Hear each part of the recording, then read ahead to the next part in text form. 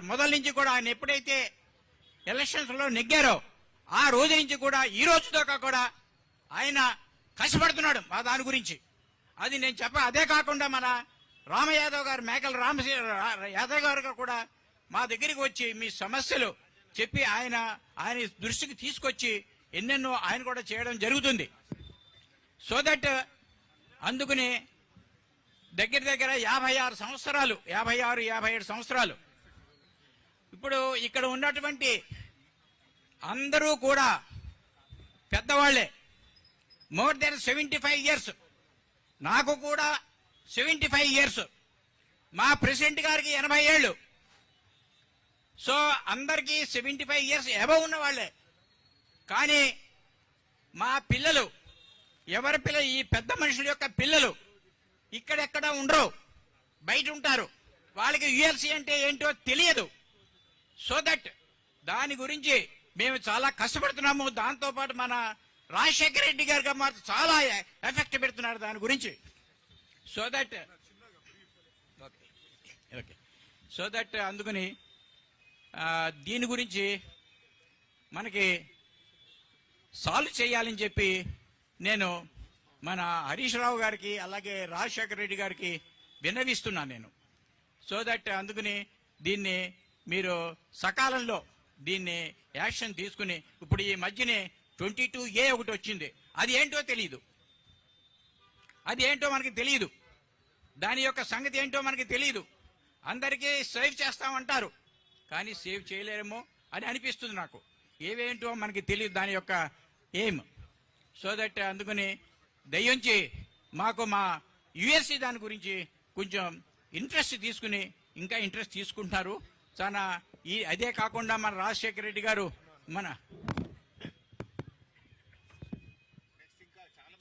Okay కాబట్టి నాకు ఈ అవకాశం ఇచ్చినందుకు పెద్దలకు అందరికీ నా నమస్కారాలు చెప్పుకుంటూ వినవిస్తున్నారు. కాశీనాథ్ గారు, గోపాల్ నగర్. సభకు నమస్కారం. గౌరవనీయులు, పూజ్యులు మన ఎమ్మెల్యే గారి సార్ గారికి, హరీష్ రావు గారికి నా పాదావందనాలు చేసి అందరికీ మిమ్మల్ని నమస్తే చేసి, నేను గోకుల్ నగర్, పార్వతీనగర్ నుంచి Kashinath. I'm the lawyer. And మన ప్రాబ్లమ్స్ గురించి మనకు we have to take the notice of our elderly persons and respected persons. See, what I am going to tell, see, since we are having 75 years of service, 1952 నుంచి ఏ రోజు నుంచి ఇప్పటి వరకు కూడా we are suffering like this only. No single day we are happy. See, per day 10 times ఈ యొక్క దాని గురించి మనం మాట్లాడుకోకపోతే మనకు స్లీప్ అనేది లేకుండా పోతుంది. నేను ఎలా మీ ముందు నేను నించుకున్నాను, మనం అందరం ఇదే ప్రాబ్లమ్స్ లో మనం ఉన్నాం. ఇక్కడ ఈ 278 సర్వే నెంబర్లో కనీసం 75 ఇయర్స్ నుంచి కనీసం మనకు వచ్చిన తర్వాత మనకు గవర్నమెంట్లు వస్తున్నాయి పోతున్నాయి. మనకు 75 ఇయర్స్ సర్వీస్ ఉంది. ప్రతి గవర్నమెంట్కు 5 ఇయర్స్ సర్వీస్ ఉంది. ఏ గవర్నమెంట్ వచ్చినా కూడా నన్ను ఎవరు కూడా మన కోసం రావడం లేదు, వాళ్ళ కోసం వస్తున్నారు. ఈ విధంగా వచ్చేసిన తర్వాత ఇప్పుడు రోటీ కపడా మకాన్ అని లేకుండా వచ్చేస్తున్నారు. ఏ రోజు కూడా కనీసము చేసి తినకూడదు, తెచ్చుకుని తినకూడదు, తర్వాత ఖర్చునింట్లో ఉండకూడదు. ఇప్పుడు చూడండి, మనం ఎన్ని జీవోలు వచ్చేసాయి. ఇప్పటికి మనం అందరం ఎంప్లాయీస్, అంతా రిటైర్డ్ అయిన మనుషులం. మనకు సోర్స్ ఆఫ్ ఇన్కమ్ లేనే లేదు. మనకు ఏ విధంగా కనీసం 10 రూపాయలు మనము డబ్బు పెట్టి కొనుక్కునేది, మనం కబ్జా చేసుకునేది కాదు. మనము తర్వాత అదంతా మనం చేసుకునేది కాదు. ఆ రోజు నుంచి కూడా గవర్నమెంట్ కూడా మనకు అన్ని విధాలా మనం సుప్రీంకోర్టు ఏ విధంగా ఆర్డర్ ఇచ్చింది, తర్వాత హైకోర్టు ఏ విధంగా ఆర్డర్ ఇచ్చింది, తర్వాత మనకు గవర్నమెంట్ ఏ విధంగా ఆర్డర్ ఇచ్చింది. మనకు 35 ఇయర్స్ నుంచి మేము 40 ఇయర్స్ నుంచి కట్టినప్పుడు కూడా మనం ట్యాక్స్లు కడుతూనే ఉన్నాం, కరెంట్ బిల్ కడుతున్నాం. తర్వాత అన్ని ఎలిజిబిలిటీ మనకు ఉంది. స్టిల్ ఆల్సో ఇప్పుడు ఈ విధంగా మనం బాధపడుతూనే ఉన్నాం. కానీ ఇప్పుడు 22A మనకి ఈ విధంగా వచ్చేసింది. అందరము మనం చేసుకునేది తినకూడదంట, కానీ మనం చేసుకుని ఇల్లు కనీసం మన ప్రాబ్లమ్స్ వల్ల మనం సాల్వ్ చేసుకోకూడదంట, అమ్మకూడదంట, ఏది చేసుకోకూడదంట, ఉండకూడదంట. ఏమిటిది? ఏది కూడా వచ్చిన వాళ్ళంతా కంప్లీట్గా మనల్ని బతకడానికి వచ్చారా, లేకపోతే చేసేదానికి వచ్చారా? మరి ఏ రోజు కూడా కనీసం మనం హ్యాపీగా ఉన్నది లేదు. ఈ విధంగా మనకు కనీసం మళ్ళీ మనకు ముందు కనీసం ఏ విధంగా మనం హ్యాపీగా ఫీల్ అయినాము. ఇప్పుడు ప్రజెంట్ సిచ్యువేషన్ లో ఇప్పుడు మనకు నిజస్వరూపం చూపిస్తున్నారు. వాళ్ళు ఏమిటి, వాళ్ళ శక్తి ఏమిటి మనకు అని చెప్పేసి. ఇప్పుడు అలాంటిది లేకుండా మన గౌరవాలు కాపాడుకోవాలి. మనం ఈ విధంగా కనీసం మనం రికమెండేషన్ సార్లు ఇచ్చాం, మనం కోర్టుకి వెళ్ళాం. కోర్టుకు వెళ్ళిన తర్వాత Indian order that is not the government land, ఇది భూతాన్ ల్యాండ్. కనీసం సృష్టించిన దేవుడు కూడా ఇది బ్యానర్స్ పెట్టలేదు మనకు. ఇది గవర్నమెంట్ ల్యాండ్, ఇది భూతాన్ ల్యాండ్, ఇది భరంబాబు ల్యాండ్, వకబాబు ల్యాండ్ ఏది కూడా లేదు.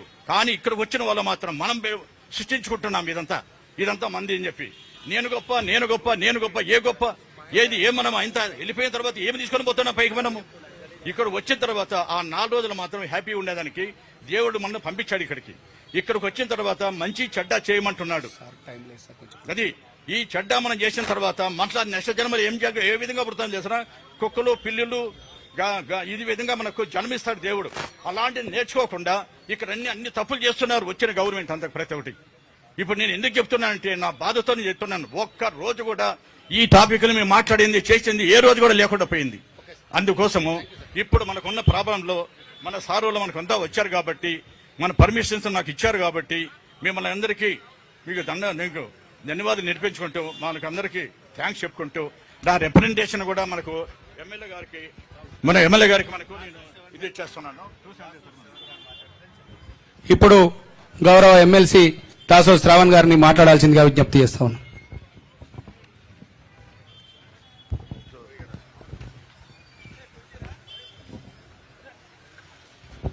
సభకు నమస్కారం. మల్కాజిగిరి నియోజకవర్గంలో రాష్ట్ర ప్రభుత్వం నిరంకుశత్వంగా అమలు చేస్తున్నటువంటి దోపిడీ చట్టం 22A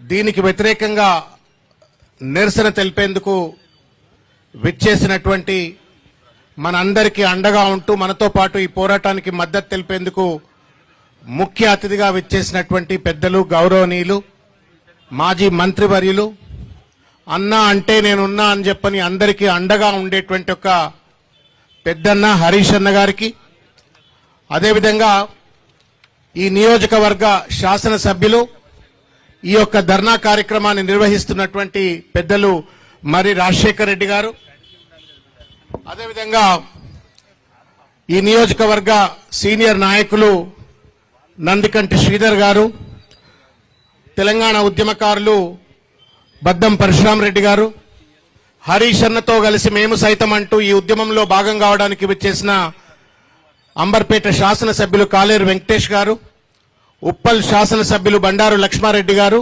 వేదికపై ఉన్నటువంటి వివిధ డివిజన్ల అధ్యక్షులు, కార్పొరేటర్లు, వివిధ కాలనీలకు సంబంధించినటువంటి రెసిడెంట్ వెల్ఫేర్ అసోసియేషన్స్ వారు, బీఆర్ఎస్ పార్టీ కార్యకర్తలు, నాయకులు, మీడియా మిత్రులు అందరికీ కూడా హృదయపూర్వకంగా నమస్కారం. పిచ్చోడి చేతిలో రాయి అంటే, ఒకవేళ పిచ్చోడి చేతికి రాయేస్తే ఏమైతుంది? ఎవడి మీద ఎప్పుడు ఎట్లా కొడతాడో తెలియదు, ఎవడి మీదకి ఎట్లా రాయి కొడతాడో తెలియదు. భయంగా వాని చేతిలో రాయి రంగానే వాడిని చూడంగానే వీడు ఎవడి కొడతాడో అని చెప్పని భయంగా పోతాం. అట్లా ఇవాళ రేవంత్ రెడ్డి అనేటువంటి ఒక పిచ్చివాడు పరిపాలన కొనసాగిస్తుంటే అధికారాన్ని ఒక రాయి లెక్క పట్టుకొని ప్రజల పైన విచ్చలవిడిగా దాడి చేస్తూ ఇవాళ ఒక దుర్మార్గానికి, దాష్టికానికి ఇవాళ పాల్పడుతున్నాడు. దాని పర్యవసానమే పిచ్చోడి చేతిలో రాయి మాదిరిగా, మరో రాయి మాదిరిగా ఇవాళ 22A అని చెప్పని ఒక చట్టాన్ని పట్టుకొచ్చి ఇవాళ పేద మధ్య తరగతి ప్రజల యొక్క రక్తాన్ని పిండుతా ఉన్నాడు రేవంత్ రెడ్డి గారు. ఇవాళ ఇంతకుముందు మల్లికార్జునరావు గారు చెప్పినారు, 58 ఏళ్లు, 30 ఏళ్లు, 40 ఏళ్ల కింద మేము భూములు కొనుక్కున్నాము, ఇండ్లు కట్టుకున్నాము, ట్యాక్సులు కట్టినాము, కరెంటు బిల్లులు కట్టినాము, అన్ని రకాల సివిక్ కమ్యూనిటీస్ అన్ని కూడా ప్రభుత్వం ఏర్పరిచింది. ఓవర్ నైట్ గా పిచ్చోడి చేతిలో రాయి ఉన్నట్టుగా రాయి కొట్టేసి ఇవాళ కంప్యూటర్లో ఒక్క క్లిక్ తోటి 22A కింద అని చెప్పని చట్టం పట్టుకొచ్చేసి ఇవాళ ఒక నిర్లజ్జగా, నిస్సిగ్గుగా ఇవాళ ఒక దోపిడికి ప్రభుత్వం పాల్పడతా ఉంది. రియల్ ఎస్టేట్ మాఫియా గాళ్లు దందాలు చేసినటువంటి ఒక విషయాన్ని చూసినాం. కానీ ప్రభుత్వ కుర్చీలలో కూర్చొని వాళ్లే రియల్ ఎస్టేట్ మాఫియా గాళ్ల మారిపోయినట్టయితే పేద ప్రజలు, మధ్య తరగతి ప్రజలు ఏ రకంగా ఇబ్బంది గురవుతారు అనేది ఇవాళ ప్రత్యక్షంగా మనం చూస్తా ఉన్నాం. హరీష్ అన్న ఒక వారం రోజుల నుండి 22A మీద ఒక పెద్ద యుద్ధం ప్రకటించిండ్రు.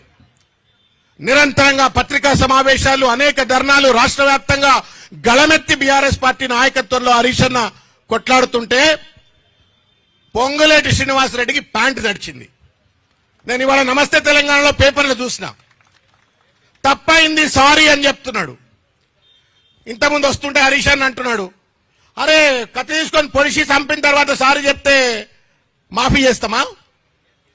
ఇదే గనక ఈ రకమైనటువంటి తప్పిదం గనక సౌదీ అరేబియాలో ఇంకొక దేశంలో గనక పాలక వర్గాలు చేసినట్టయితే రాళ్లతో కొట్టి చంపుతారు. ఇవాళ మల్లికార్జునరావు గారు ఇంకా పేద వర్గాలు ఎవరైతే మధ్యతరగతి వర్గాలు ఇవాళ ఓవర్ నైట్ ఆడపిల్ల పెళ్లి చేద్దాం ఇల్లు అమ్ముకుందామంటే ప్రభుత్వం 22A కింద పెట్టింది. హాస్పిటల్ ఖర్చుల కోసం ప్లాట్ అమ్ముకుందామంటే 22A కింద పెట్టింది. మొత్తానికి మొత్తం మన రక్తం, మన చెమట, మన కష్టంతో కట్టుకున్న మన ఇళ్లు, మన భూములను ఇష్టారాజ్యంగా 22A కింద పెట్టేసి ఇవాళ ప్రభుత్వం ఒక బ్రోకర్ లెక్క మారిపోయి ఇవాళ పైసలు వసూలు చేస్తుంది. 3 రకాలుగా దోపిడీ జరుగుతుంది. 3 రకాల పద్ధతిలో ఈ మొత్తం కూడా 22A ద్వారా దోపిడీ జరుగుతుంది. మొదలు ప్రజల్లో 22A కింద మన ఆస్తులన్నీ కూడా కంప్యూటర్లో 22A కింద క్లిక్ పెట్టేసి భయం, ఇది నాదైతుందా కాదా, ప్రభుత్వం గుంజుకుంటుందా, ఒక రకమైన భయాందోళన సృష్టించినారు. రెండవది, ఈ భయంతో ఆస్తిని కాపాడుకోవడం కోసం కలెక్టర్ దగ్గరికి పోతాం, ఎంఆర్ఓ దగ్గరికి పోతాం. వాళ్ళు ఎట్లుంటారో మనకెరక. జేబులు దింపితే తప్ప పనులు చేసే పంచాయతీ ఉండదు, పట్టించుకోరు. కాళ్ళ చెప్పులు అరిగేదాకా ఆఫీసుల చుట్టూ చక్కర్లు కొడుతూనే ఉండాలా. ఇది రెండోది. ఇక అలసి సొలిసిపోయిన తర్వాత నీ అమ్మ నువ్వు ఎంత అడిగితే అంత ఇస్తారాబాయ్ అని చెప్పని జేబులకు వెళ్ళి కష్టాలు డబ్బులు తీసుకోవాలా. ఆ డబ్బులలో పొంగులేటి శ్రీనివాసరెడ్డి దొబ్బాలా. ఇది ప్రభుత్వం చేస్తున్నటువంటి ఒక దుర్మార్గమైన ఒక పని. మీరు కనుక ఈ గత కొద్ది కాలంలో చూసినట్టయితే హిల్ట్ పాలసీ అని పట్టుకొచ్చిండు, రియల్ ఎస్టేట్ దందా. ట్రాన్స్ఫరబుల్ డెవలప్మెంట్ రైట్స్ అని చెప్పని TDR అని పట్టుకొచ్చిండు, రియల్ ఎస్టేట్ దందా.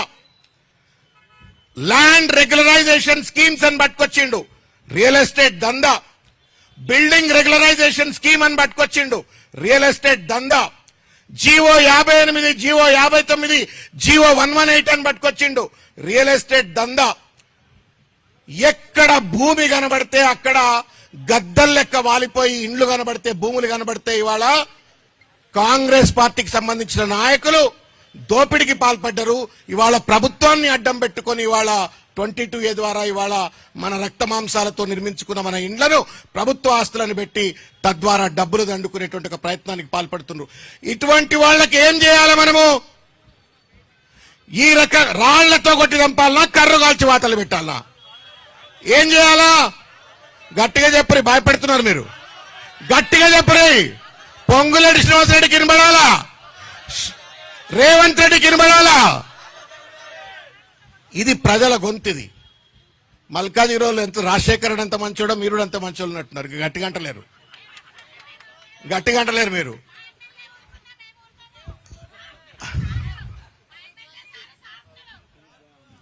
ఇవాళ ఇంకొక చిన్న విషయం మాట్లాడి నేను ముగిస్తామ్మా. పెద్దన్న హరీష్ అన్న అన్ని విషయాలు మీకు వివరంగా చెప్తాడు.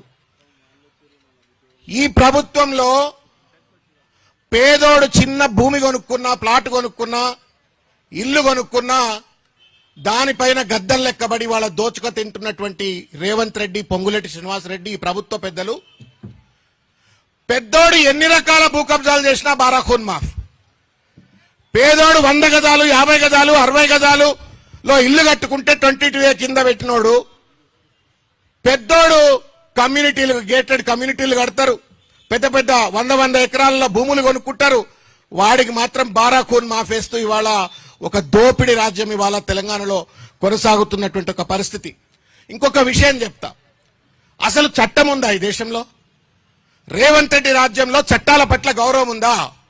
ఒకవేళ ఏళ్ల తరబడి యజమాన్య హక్కు ఉన్నటువంటి ఒక ప్రజలు భూమిని కానీ లేకపోతే ఇండ్లను కానీ నువ్వు 22A చేర్చాలంటే, యజమాన్య హక్కును మార్పిడి చేయాలంటే నోటీస్ ఇవ్వాలా.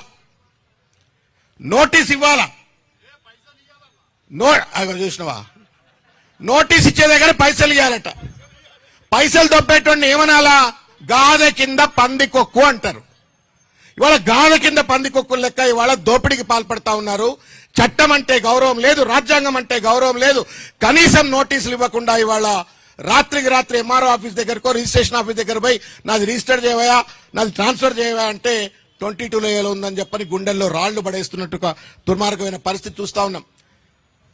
కలలు, ఒక ఇల్లు కట్టుకోవాలంటే కలలు కానీ కట్టుకుంటాం, కష్టపడి కట్టుకుంటాం.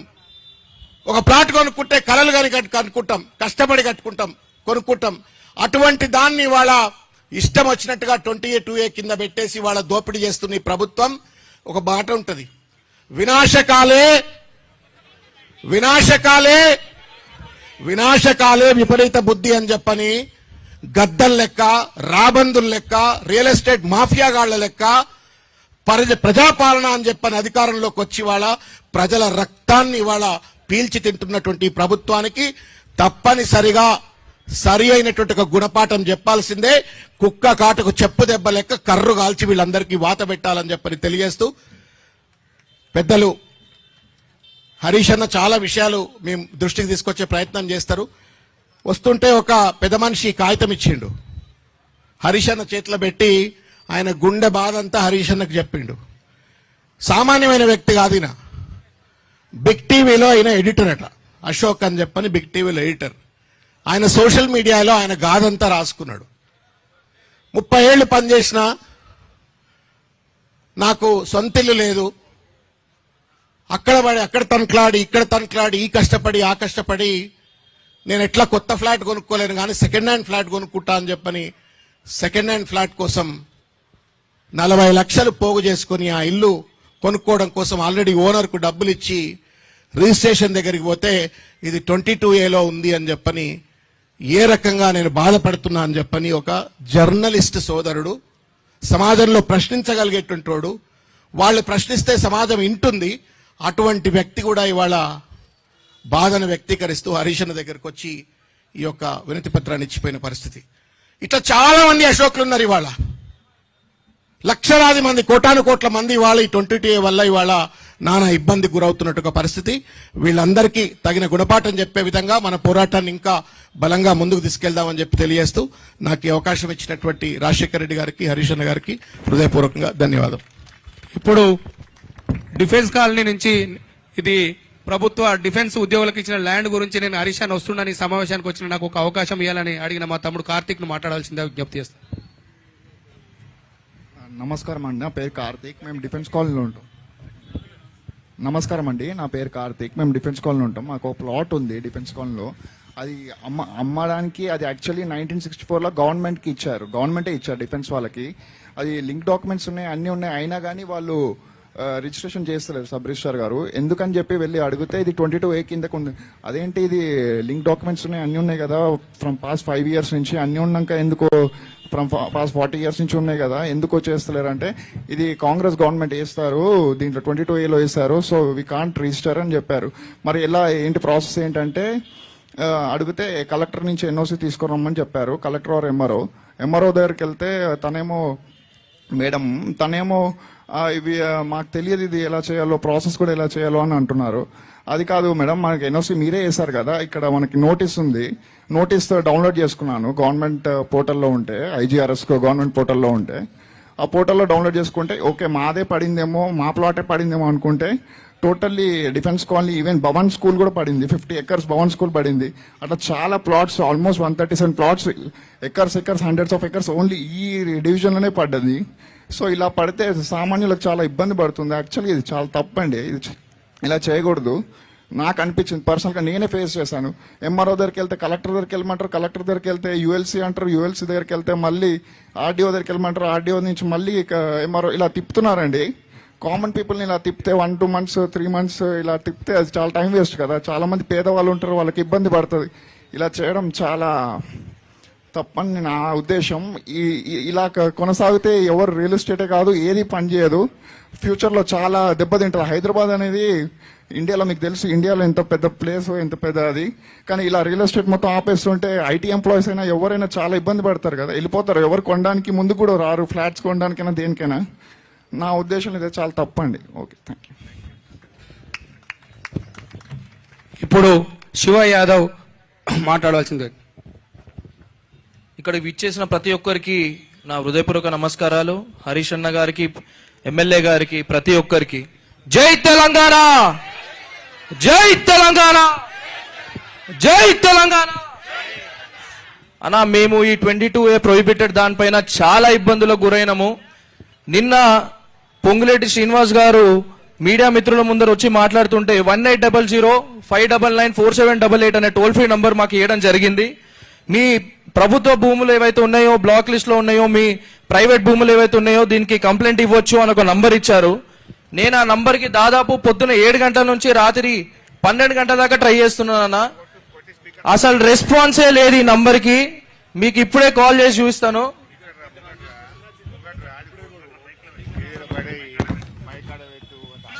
సహాయ ప్రతినిధులు వేరే ఒక కాల్ లో బిజీగా ఉన్నారు.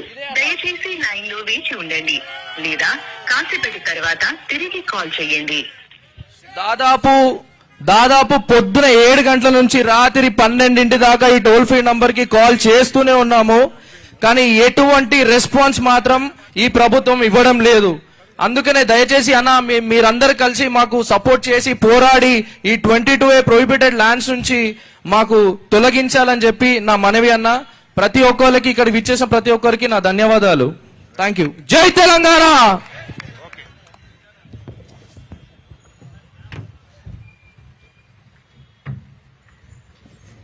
ఓల్డ్ మల్కాజీ నుంచి వచ్చిన మహేందర్ గారిని మాట్లాడాల్సిందిగా విజ్ఞప్తి చేస్తాం.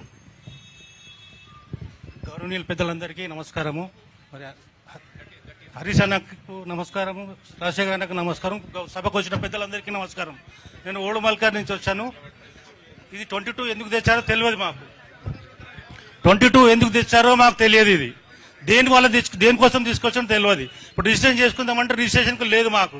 ప్లస్ రిజిస్ట్రేషన్ కాకుండా మాకు ఇప్పుడు ట్యాక్స్ కడుతున్నాము. ట్యాక్స్ ఏమో డబుల్ ట్యాక్స్ అయిపోతుంది మాకు. ఈ కాంగ్రెస్ గవర్నమెంట్ వచ్చినాక మొత్తం నాశనం చేస్తున్నారు, పబ్లిక్ పిచ్చోళ్ళని చేస్తున్నారు. ఈ మాకు బీఆర్ఎస్ గవర్నమెంట్ వచ్చినా కానీ కొద్దిగా చేస్తారని మాకు ఆశ ఉన్నది. మాకు దీంతో నేను ముగిస్తున్నాను.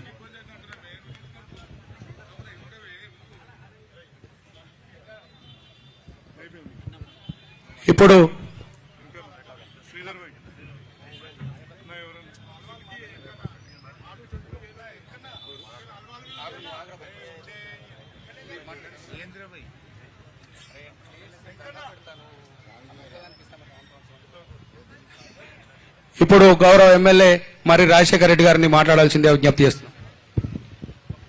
జై తెలంగాణ, జై కేసీఆర్, జై హరీష్ అన్న. అందరికీ నమస్కారం. ఇక్కడ వేదిక మీద ఉన్న గౌరవ మాజీ మంత్రి, మన ఇరిగేషన్ మినిస్టర్ అంటే ఎలా ఉండాలా అనేది దేశానికి చూపించిన మన హరీష్ అన్నకి, అదేవిధంగా మా ఎమ్మెల్సీ దాశోజు శ్రావణ్ గారికి, కాలేరు వెంకటేష్ అన్నకు, ఎమ్మెల్యే గారు లక్ష్మారెడ్డి గారు, ఎమ్మెల్యే లక్ష్మారెడ్డి గారికి, మా శ్రీధర్ అన్నకు, మా కార్పొరేటర్లకు, మా నాయకులకు, ఇక్కడికి వచ్చిన అక్కలకు, అన్నలకు, తమ్ముళ్లకు, చెల్లెళ్లకు అందరికీ కూడా నా యొక్క నమస్కారం తెలియజేస్తున్నాను. అన్న, మా దగ్గర ఈ గడిచిన 1.5 year కాలంలో సుమారు 30,000 ఇండ్లని ఈ యొక్క నిషేధిత జాబితాలో పెట్టినరన్న. మాకు వక్ఫ్ బోర్డులో ఇంతకుముందు ఎప్పుడు కూడా నిషేధిత జాబితాలో లేకుండే. ఒక 20 ఎకరాలు కబ్జా పెట్టుకోవడానికి దాన్ని కూడా నిషేధిత జాబితాలకు తీసుకొచ్చిండ్రు. అసలు ఉదాహరణలు చెప్పుకుంటూ పోతే అనేక ప్రాంతాలు అసలు వాళ్ళకి అర్థమే అవుతలేదు. ఇప్పుడు ఇంతకుముందు బాబు చెప్పినట్టు ఒక డిఫెన్స్ కాలనీ, ఇంతకుముందు ఒక జూపల్లి హోమ్స్, వాళ్ళు ఒక చట్టబద్ధంగా కొనుక్కున్న ఆస్తిని వీళ్ళు ముటేషన్ చేయని కారణంగా, ప్రభుత్వ అధికారుల నిర్లక్ష్యం కారణంగా వీటిని అన్నిటిపైన కూడా నిషేధంలోకి పెట్టడం జరిగింది. వీటిపైన మేము సమగ్రంగా పోరాడుతున్నాం.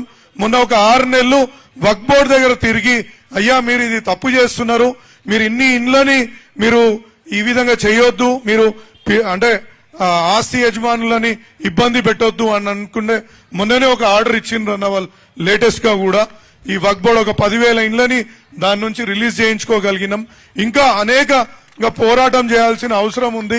ఇంకా చెప్పుకుంటూ పోతుంటే మా దగ్గర 30,000 ఇండ్లని, అవి అంటే ఇండ్లు అన్నప్పుడు ఒక చిన్న సెంటిమెంట్. ఒక ఇల్లు అన్నప్పుడు మనం జీవితకాలం కష్టపడి ఒక చెమటోడ్చి మనం ఇంతకుముందు దాసోజు శ్రావణ్ చెప్పి రక్త మాంసం పెట్టి మనం ఒక ఇల్లు కట్టుకుంటాం. ఇక్కడ చాలా మంది ఇక్కడ ఉన్న వాళ్ళందరూ రిటైర్డ్ ఎంప్లాయీస్ ఎక్కువ మంది ఉన్నారు.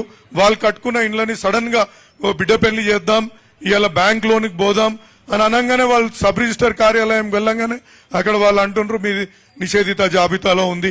నిషేధిత జాబితాలో ఎందుకున్నది మాది? ఇగో దీనికి లింక్ డాక్యుమెంట్లు ఉన్నాయి, దీనికి సంబంధించిన గవర్నమెంట్ ఇచ్చిన పర్మిషన్లు ఉన్నాయి, ప్రతి ఒక్క కాగితం వాళ్ళ ముంగడ పెట్టిన అసలు నిర్దాక్షిణ్యంగా వాళ్ళని బయటికి గెంటేయడము. ఏంది అంటే మళ్ళా ఒక 50,000 1,00,000 తీసుకురండి ఏదైనా చూద్దాం అనే విధంగా ఇలా సబ్ రిజిస్టర్ కార్యాలయాలు ఎంఆర్ఓ కార్యాలయాలు తయారైన సందర్భం మేము చూస్తున్నామన్నా. దీని నుంచి మీరు ఎలాగైనా మాకు ఒక స్ఫూర్తిని నింపి పోరాటం చేసి మా ఈ ఆస్తులను కాపాడాల్సిందిగా నేను కోరుతున్నాను. ఇంకా అనేక ఉదాహరణలు చెప్పాలని ఉంది కానీ మీరైతే ఇంకా మంచిగా ఎక్స్ప్లెయిన్ చేస్తారనే ఉద్దేశంతో ఈ అవకాశం ఇచ్చిన ప్రతి ఒక్కరికి ధన్యవాదాలు. జై తెలంగాణ.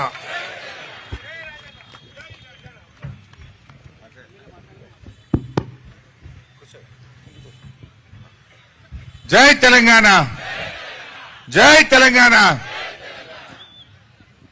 సభాధ్యక్షులు, స్థానిక శాసనసభ్యులు కొద్ది రోజుల్లోనే ఇటు బీఆర్ఎస్ కార్యకర్తలకు ప్రజలకు అందరి ప్రేమ అభిమానాలు చూరగొన్నటువంటి ప్రజల మనిషిగా పేరు తెచ్చుకున్నటువంటి శాసనసభ్యులు గౌరవనీయులు మర్రి రాజశేఖర రెడ్డి గారు,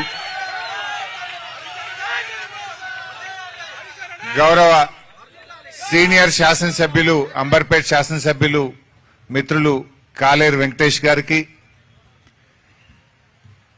119 మంది ఎమ్మెల్యేల్లో సాదా సీదా ఎమ్మెల్యే, గన్మెన్లు లేరు, మోటార్ సైకిల్ మీద ప్రజల మధ్య ప్రజల్లో ఒకటిగా ఉండే మన ఉప్పల్ శాసనసభ్యులు బండారు లక్ష్మారెడ్డి గారు,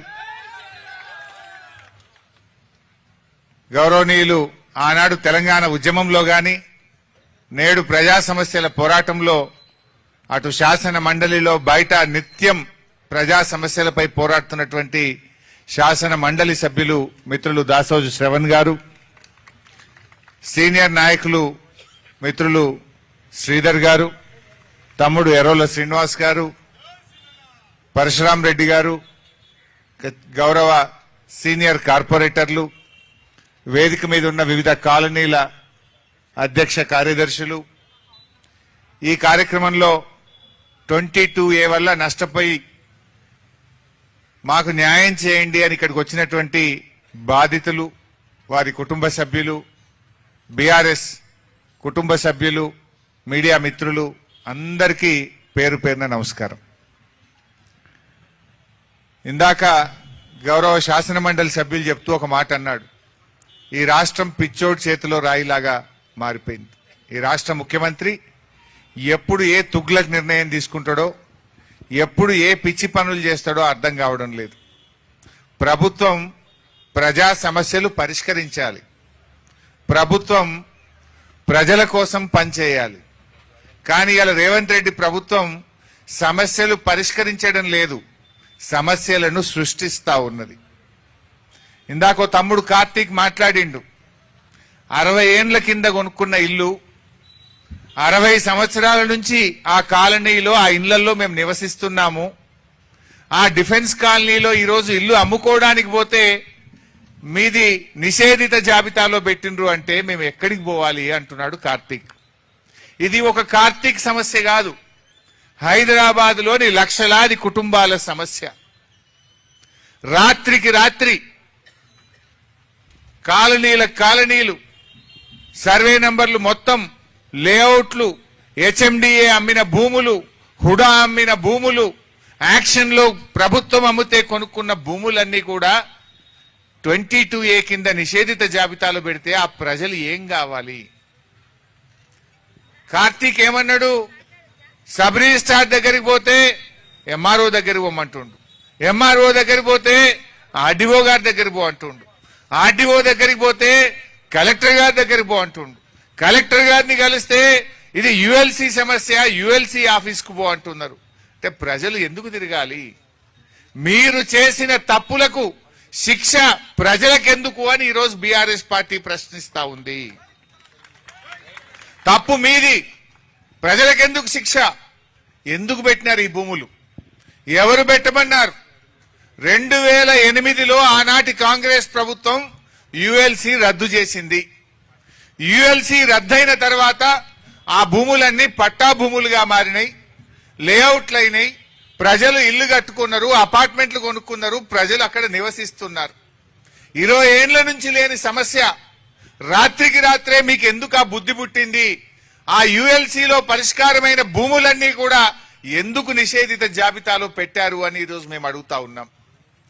ఒక రంగారెడ్డి జిల్లాలో 7,500 జీవోలు, యుఎల్సి కింద ఎగ్జంప్షన్ పొందినటువంటి 7,500 జీవోలు ఆ రోజు ఎగ్జంప్షన్ వస్తే వాటిని మొత్తం నిషేధిత జాబితాలో పెట్టినారు. మన మేడ్చల్ జిల్లాలో యుఎల్సి కింద ఎగ్జామ్ చేసిన 6,000 జీవోలు, వాటన్నిటినీ నిషేధిత జాబితాలో పెట్టినారు. అదేవిధంగా హెచ్ఎండిఏ యాక్షన్ ల్యాండ్స్, హుడా అమ్మిన భూములు, వాటిని నిషేధిత జాబితాలో పెట్టినారు. అంటే ఇవాళ పొంగులేటి శ్రీనివాసరెడ్డి ఈ హైదరాబాద్ మొత్తం నా చేతుల్లోకి రావాలి, ఈ రంగారెడ్డి జిల్లా, మేడ్చల్ జిల్లా నా చేతుల్లోకి రావాలని అధికారులకు చెప్పి రాత్రికి రాత్రి ఇవన్నీ నిషేధిత జాబితాలో పెట్టినారు. ఇలా పరిస్థితి ఏంటంటే పాపం ప్రజలకు తెలియదు.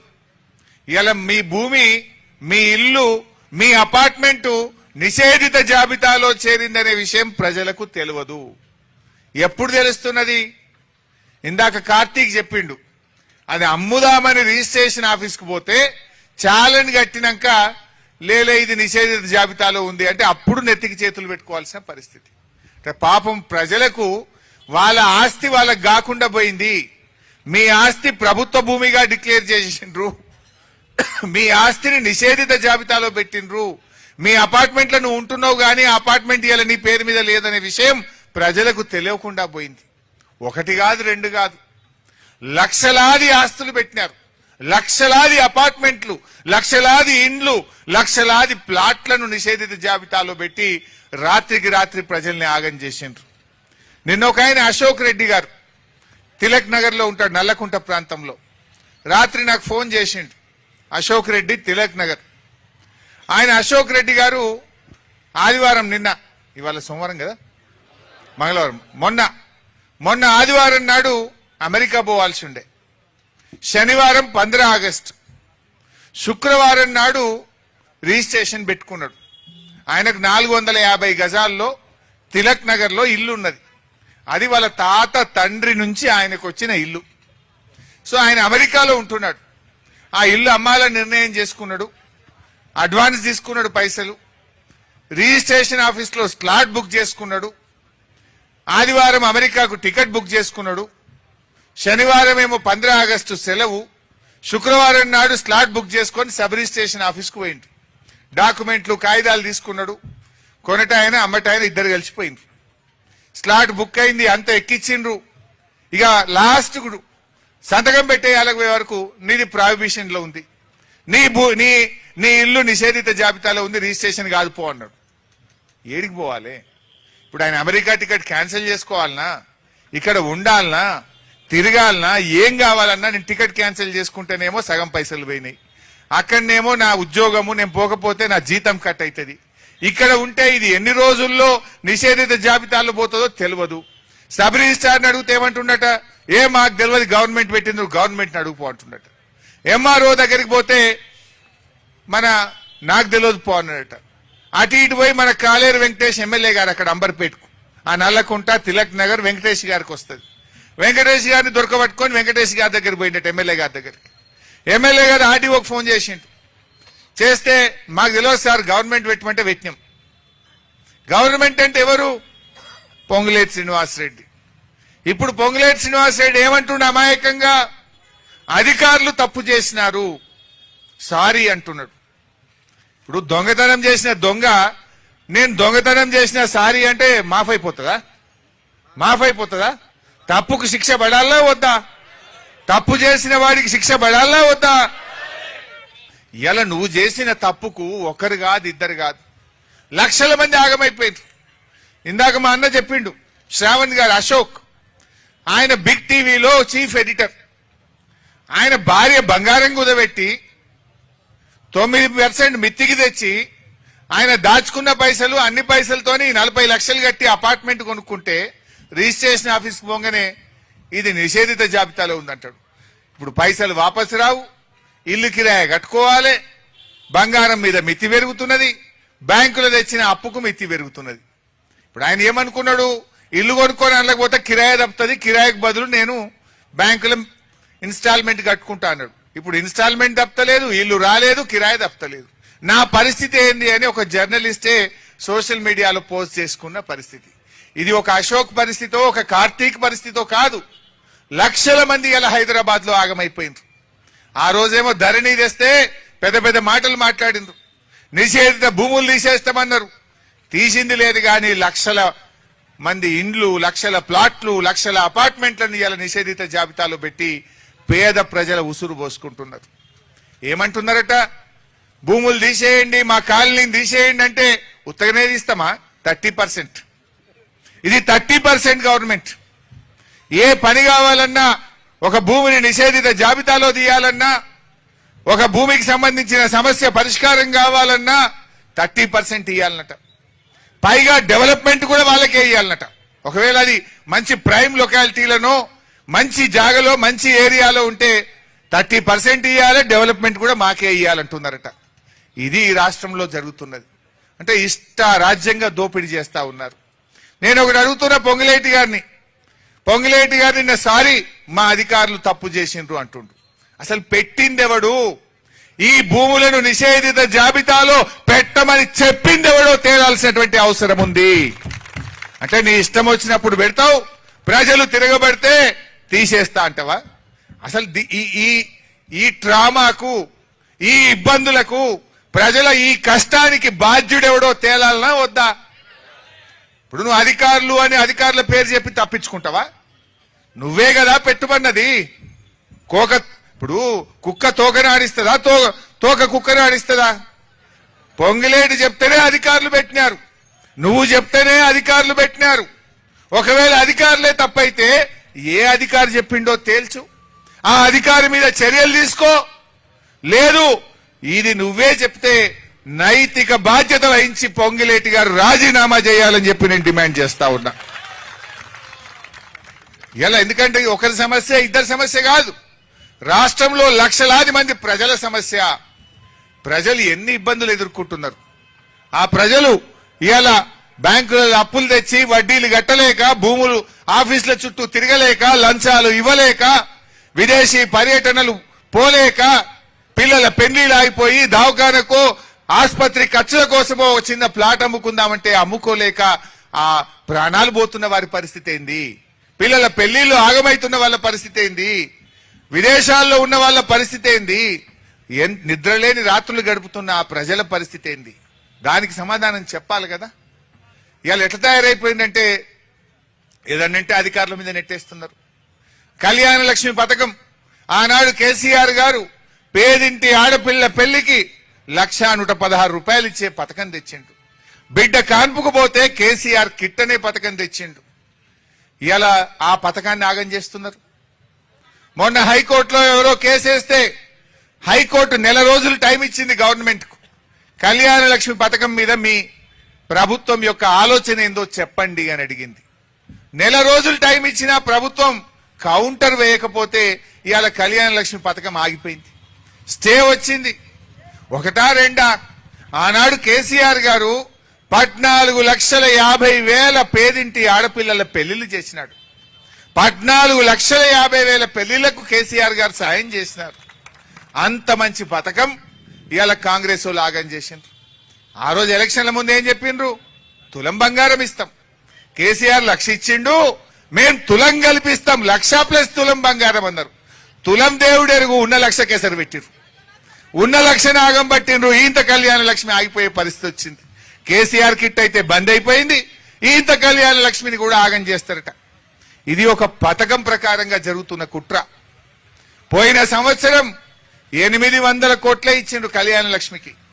ఆనాడు కేసీఆర్ గారు ఉన్నప్పుడు ఒక్కొక్క ఏడాదికి కళ్యాణ లక్ష్మి షాదీ ముబారక్ కు 2,600 కోట్ల రూపాయలు ఇచ్చేది.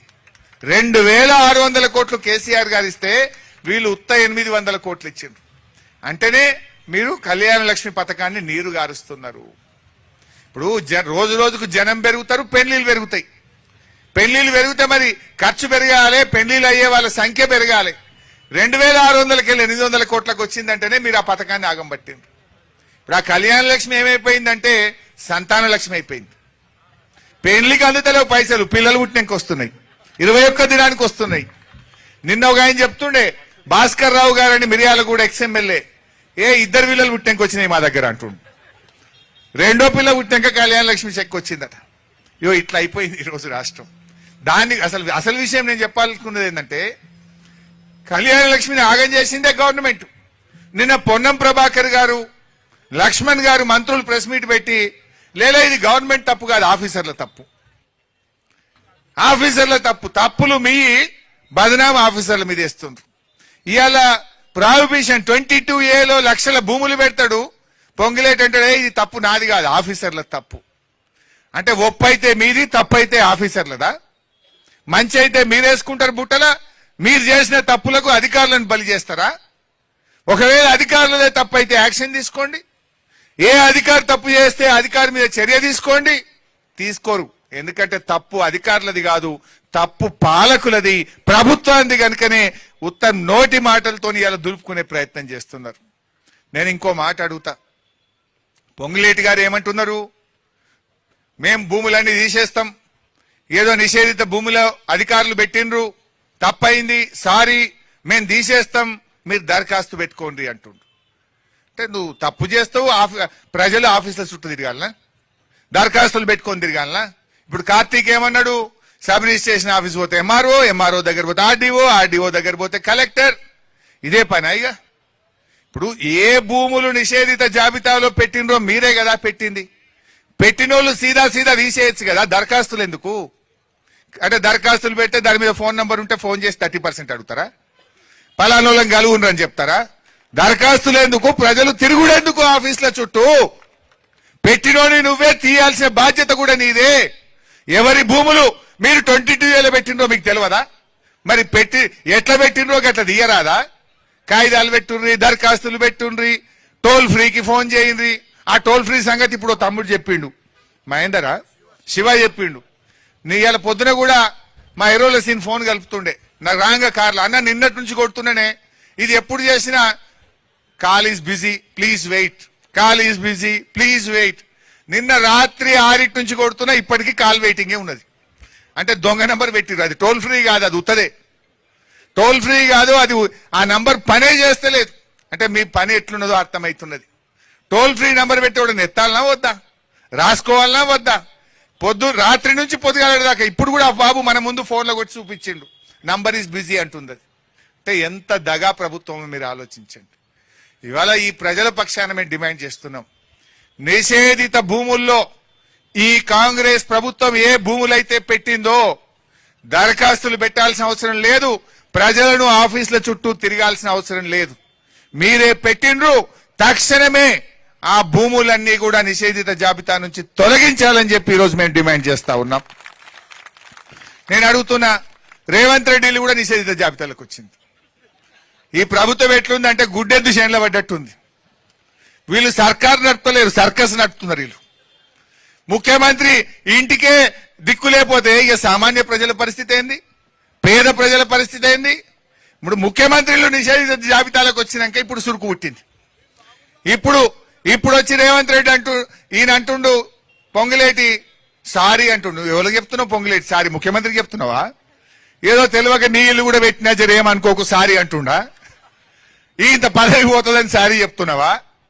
ముఖ్యమంత్రులే ఇలా నిషేధిత జాబితాలు పెడితే ఇప్పుడు ముఖ్యమంత్రి దరఖాస్తు పెట్టిండా నా ఇల్లు తీసేయండి? మరి రేవంత్ రెడ్డి కూడా నా ఇల్లు నిషేధిత జాబితాలో పడ్డది, నాది తొలగించగలరు అని అప్లికేషన్ పెట్టిండా మీ సేవలో పోయి? మరి ప్రజలు ఎందుకు పెట్టాలి? ఈ ప్రజలు ఎందుకు ఆఫీసుల చుట్టూ తిప్పుతున్నావు? చేసిన తప్పు నీది, తప్పును సరిదిద్దాల్సిన బాధ్యత కూడా నీదే. ప్రజలను ఇబ్బంది పెట్టద్దు. ఏవైతే అన్యాయంగా అక్రమంగా పేద మధ్యతరగతి ప్రజల భూములను మీరు నిషేధిత జాబితాలో పెట్టినారో వెంటనే వాటిని తొలగించాలి. లేదంటే పెద్ద ఎత్తున బీఆర్ఎస్ ప్రజా ఉద్యమానికి శ్రీకారం చుడుతుంది. జాగ్రత్త అని హెచ్చరిస్తా ఉన్నా.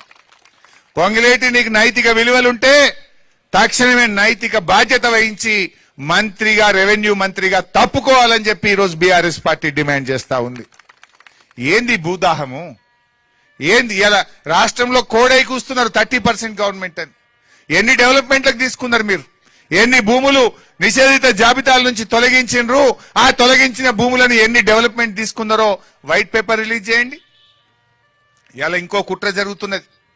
పొద్దున వస్తా ఉంటే ఒక మీడియా మిత్రుడు చెప్తున్నాడు, అన్న ఇదంతా కుట్ర జరుగుతున్నది.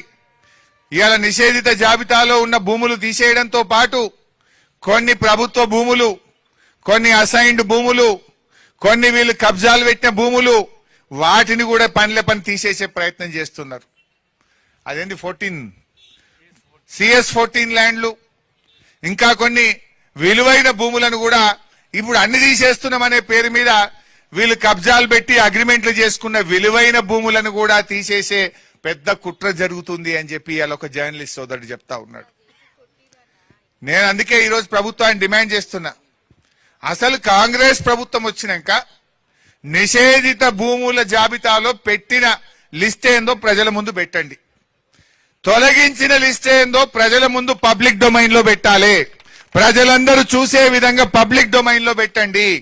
మీరు పెట్టిన ఏంది, తీసిన ఏంది, ఎందుకు పెట్టిండ్రు, ఎందుకు తీసేసిండ్రు, ఎప్పుడు పెట్టిండ్రు, ఎప్పుడు తీసేసిండ్రో ఇది పబ్లిక్ డొమైన్ లో పెట్టాలి. వైట్ పేపర్ రిలీజ్ చేయాలని చెప్పి డిమాండ్ చేస్తా ఉన్నారు. అట్లయితే పారదర్శకత ఉంటుంది. ఇలా ఈ 22A తొలగింపులో కూడా పారదర్శకత ఉండాలి. న్యాయబద్ధంగా పట్టా భూములు, పేద మధ్యతరగతి ప్రజల భూములు ఎవరి అయితే దుర్మార్గంగా అన్యాయంగా పెట్టినరో అవి మాత్రమే తక్షణమే తొలగించాలి. దరఖాస్తులు పెట్టాల్సిన అవసరం లేకుండా, ఆఫీసుల చుట్టూ తిరగాల్సిన అవసరం లేకుండా పెట్టింది మీరు తక్షణమే తొలగించాల్సినటువంటి బాధ్యత కూడా మీదే. కానీ దాని ముసుగులో మీరు కబ్జాలు పెట్టిన భూములో, మీరు అక్రమంగా అగ్రిమెంట్లు చేసుకున్న అసైన్డ్ భూములో, CS14 భూములో, ఇంకో భూములో తీసేస్తే ఊరుకోము. నేను ఈ సందర్భంగా అధికారులకు కూడా చెప్తున్నా, ఈ ప్రభుత్వ తీరేందో మీకు అర్థమైంది. తప్పులు వాళ్ళు చేస్తున్నారు, మీ మీద నెడుతున్నారు. ఇప్పుడు మంత్రిని కాదని, ప్రభుత్వాన్ని కాదని ఇన్ని లక్షల మంది అపార్ట్మెంట్లు, ప్లాట్లు, ఇండ్లు గవర్నమెంట్ భూములుగా నిషేధిత భూముల జాబితాలో పెట్టే ధైర్యం ఒక అధికారికి ఉంటుందా? ఒక్క MROనా, ఒక్క కలెక్టరా ఇది చేసింది?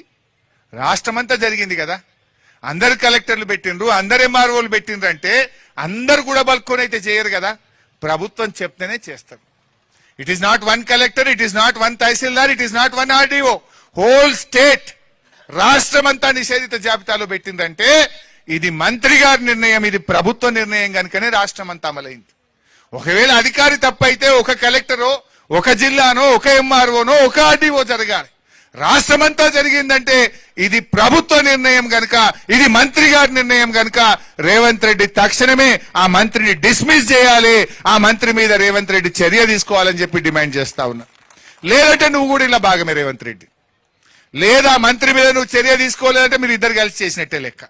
మీరు ఇద్దరు కలిసే పేద ప్రజల ఆస్తులు కొల్లగొట్టడానికి చేసిన కుట్రగా ప్రజలు భావించాల్సి ఉంటుంది. 100% ఇది అదే పద్ధతిగా జరుగుతూ ఉంది. ఇలా అందుకే నేను అధికారులను కూడా చెప్పదలుచుకున్నా, అధికారులారా, కళ్యాణ లక్ష్మిలో మీరు కౌంటర్ వేయమని గవర్నమెంట్ చెప్తే మీరు 5 నిమిషాల్లో వేస్తారు. వాళ్ళు చెప్పరు, ఇలా మీ మీద బదనాం పెడుతున్నారు. ఇలా భూములు నిషేధిత జాబితాలో పెట్టించింది వాళ్ళు, తప్పు చేసింది అధికారులు అని మీ మీద నెడతా ఉన్నారు. అందుకే నేను మీకు చెప్తా ఉన్నా, అధికారులకు దయచేసి పారదర్శకంగా పనిచేయండి, నిజాయితీగా పనిచేయండి, న్యాయబద్ధంగా పనిచేయండి, చట్టబద్ధంగా పనిచేయండి. కానీ అడ్డమైన తప్పులు చేయిస్తే మీరు ఇరుక్కుంటారు, జాగ్రత్త అని చెప్పి కూడా ఈరోజు అధికారులకు నేను చెప్పదలుచుకున్నా. రేపు 2 ఏళ్ల తర్వాత గ్యారంటీగా బీఆర్ఎస్ ప్రభుత్వం వస్తుంది. ఈ అక్రమాల మీద, ఈ తప్పిదాల మీద రేపు గ్యారంటీగా విచారణ జరుపుతాం, ఎంక్వైరీ చేస్తాం. తప్పు చేసిన వాళ్ళను కటకటాల వెనుక పెట్టేది ఖాయం అని చెప్పి కూడా హెచ్చరిస్తా ఉన్నా. అందుకే అధికారులారా, మీరు ఇరుక్కోకండి అనవసరంగా. మీరు వాళ్ళేంది నోటి మాట చెప్తారు, కాయిదాల మీద మీరు ఇరుకుతారు. చెప్పుడు వాళ్ళదైతుంది, ఇరుకుడు మీ వంత అవుతుంది. అఫ్ కోర్స్ రేపు వాళ్ళని కూడా తెస్తాం. అంతిమంగా వాళ్ళు కూడా వస్తారు. కానీ అనవసరంగా వాళ్ళ తప్పులకు మీరు బలి కావద్దు. వాళ్ళు చేసే తప్పుడు పనులకు వాళ్ళ అవినీతికి అధికారులారా మీరు బలి కావద్దు. దయచేసి అధికారులు జాగ్రత్తగా ఉండండి అని నేను కోరుకుంటా ఉన్నా. ఎందుకంటే మీరు అనవసరంగా నష్టపోవద్దు. చెప్పండి ముక్కుసూటిగా, ఈడ కాకపోతే ఇంకొక ఉద్యోగం చేయొచ్చు, ఇది చట్ట వ్యతిరేకం, ఇది మేము చెయ్యము అని చెప్పండి. కానీ మీరు ఇష్టం ఉన్నట్టుగా వాళ్ళు చెప్పినట్టు చేస్తే రేపు శిక్ష మీరు అనుభవించాల్సి వస్తుంది, రేపు మీరు బలైపోతారు. జాగ్రత్త అని చెప్పి కూడా నేను ఈ సందర్భంగా అధికారులందరినీ కూడా హెచ్చరిస్తా ఉన్నా. ఈరోజు రాష్ట్రంలో అనేక అంశాలు ఉన్నాయి. కానీ ఇదేంటంటే ఇల్లు అనేది సెంటిమెంట్తో కూడుకున్నది. ఇల్లు అనేది ఒక జీవితకాలపు కళ. రూపాయి రూపాయి కూడబెట్టుకొని ఇల్లు కట్టుకుంటారు. రూపాయి రూపాయి కూడబెట్టుకొని చిట్టీలేసి తమ జీతంలో నెల నెల ఆదా చేసుకొని ఒక ప్లాట్ కొనుక్కుంటారు. చచ్చిపోయే నాటికి సొంత ఇంట్లో చచ్చిపోవాలి. ఎన్నటికైనా ఒక సొంత ఇల్లు ఉండాలని ఇది పేద మధ్యతరగతి ప్రజల కళ, ఆకాంక్ష. అటువంటిది వాళ్ళ జీవితకాలపు కష్టాన్ని ఒక పెన్నుపోటుతో, మీ అత్యాశతో, మీ పర్సంటేజీల కోసం ఇలా భూములను నిషేధిత జాబితాలో పెడితే ఆ కుటుంబాలు పడే బాధ ఎంత, ఆ కుటుంబాల్లో ఉండే ట్రామా ఎంత, వాళ్ళు పడేటువంటి కష్టానికి ఎవరు జవాబుదారి వహిస్తారు అని చెప్పి నేను ప్రశ్నిస్తా ఉన్నా. ముఖ్యంగా ఇది ఎక్కడ జరిగింది? ఎక్కువ హైదరాబాద్, రంగారెడ్డి, మేడ్చల్ జిల్లాల్లో ఎక్కువ జరిగింది. ఇవాళ పొంగులేటి శ్రీనివాసరెడ్డి ఈ మొత్తం జిల్లాలు నా చేతుల్లోకి రావాలి, అందరూ నా చుట్టూ తిరగాలి, నేను ఈ విలువైన భూముల్లో పర్సంటేజీలు కొట్టాలని ఒక పథకంతో, ఒక కుట్రతోనే ఈ భూములన్నీ నిషేధిత జాబితాలో పెట్టినటువంటి పరిస్థితి. అందువల్ల ఇలా ఇది కేవలం శాంపుల్. ఇక్కడ ఇంతమంది కాలనీ వాళ్ళు వచ్చిండ్రు, వాళ్ళ పార్టీకి సంబంధం లేదు. అనేక మంది ఎఫెక్టెడ్ పార్టీలు ఇక్కడికి వచ్చినారు. మా రాజశేఖర రెడ్డి ఎమ్మెల్యే గారు అన్నా, మా దగ్గర కాలనీలు ఇబ్బంది పడుతున్నారు, ప్రజలు ఇబ్బంది పడుతున్నారు, దయచేసి మీరు రావాలి, ప్రభుత్వం మీద ఒత్తిడి పెంచితే ఈ ప్రజలకు భరోసా దొరుకుతుంది, ఒక నమ్మకం దొరుకుతుంది, ఒక ధైర్యం దొరుకుతుంది అని చెప్తా ఉన్నారు. ఎవరు కూడా భయపడొద్దు. రేపు ఎప్పుడు అసెంబ్లీ పెట్టినా కూడా ఈ నిషేధిత జాబితాలో పెట్టిన భూములన్నీ తొలగించేదాకా, పేద మధ్యతరగతి ప్రజల కష్టాలు తొలగేదాకా బీఆర్ఎస్ మీకు అండగా ఉంటుంది. అరే మొత్తం సరూర్ నగర్ పెట్టేసిందట, కూకట్పల్లి ఏరియా పెట్టేసిందట, బంజారా హిల్స్ పెట్టేసిండ్రు, జూబ్లీ హిల్స్ పెట్టేసిండ్రు, అంబర్పేట్ పెట్టేసిండ్రు, ఎక్కడ ఉప్పల్ ఏరియాలో పెట్టేసిండ్రు. ఈ ఏరియా ఆ ఏరియా లేదు, ఏది పట్టది పిచ్చోని చేతులెక్క రాయిపోయింది. ఒక మల్కాజ్గిరిలో 30,000 ఇండ్లు పెట్టిండట, 30,000 ప్రాపర్టీలు నిషేధిత జాబితాలు పెట్టారు. అంటే 30,000 కుటుంబాలు ఆగమైనట్టే కదా. అయితే ఇక్కడ జోక్ ఏంటంటే పాపం 30,000 మందికి తెలియదు.